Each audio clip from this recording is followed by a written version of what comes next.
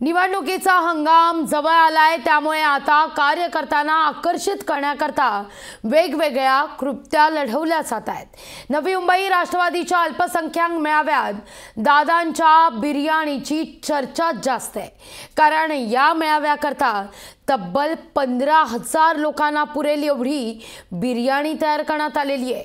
मेळाव्याच्या ठिकाणी एक विशेष मंडपच बिर्याणी तयार करण्याकरता टाकण्यात आलेला आहे। रविवार म्हटला तर कार्यकर्ता काही आशय म्हणजे येणारच, त्यामुळे कार्यकर्त्यांना आज अजितदादांची या ठिकाणी आवडीची बिर्याणी चाखायला मिळणार आहे।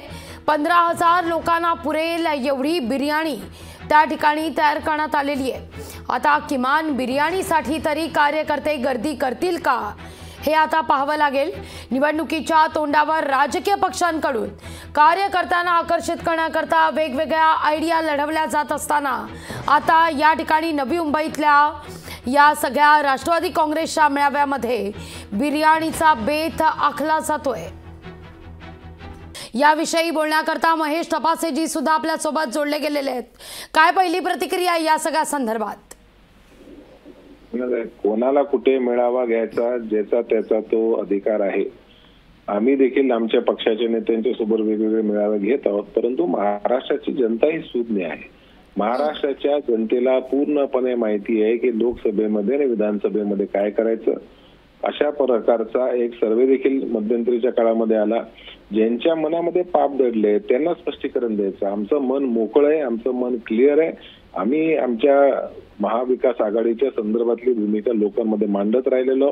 वेळोवेळी गेल्या 1.5 वर्षापासून कसा अन्याय झाला, कसं टार्गेट केलं जातं, नेत्यांना टार्गेट केलं जातं, कसं पक्ष फोडला जातो, कसं धागा सूचीला बगल देऊन एक नवीन पायंडा पाडण्याचा प्रयत्न झाला, हे सगळं महाराष्ट्र बघत आहे। आणि भावनिक भाषण, आता भावनिक भाषण म्हणजे ज्या कुटुंबामध्ये आपण जन्मलो, ज्या कुटुंबाच्या मुळे आपली ओळख निर्माण झाली, त्याच्याबद्दल जर कोण तशा पद्धतीचं वक्तव्य करत असेल तर मला वाटतं राजकारणामध्ये आता हे अतिशय दुर्दैव आहे आणि त्याच्याबद्दल काय मला फारसं बोलायचं नाही, कारण आमच्याही भावना त्या वक्तव्यामुळे दुखावलेल्या गेलेल्या आहेत। परंतु तेवढं म्हणजे असंवेदनशीलता आमच्यामध्ये नाही की आम्ही कोणाबद्दल काही वाईट शब्द उच्चारू। तपासेजी अगदी थेट सवाल विचारते, कार्यकर्ते उठून जाऊ नयेत म्हणून हा सगळा बिर्याणीचा प्रपंच, बिर्याणीचा घाट?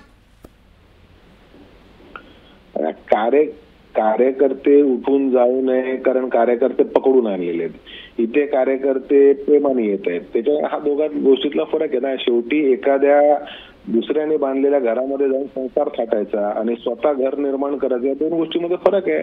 पवार साहेबांनी स्वतः निर्माण केलेली वास्तू आहे, त्याच्यामध्ये काय एक एक वीट पवार साहेबांनी डोक्यावर उचलून ती निर्माण केलेली आहे।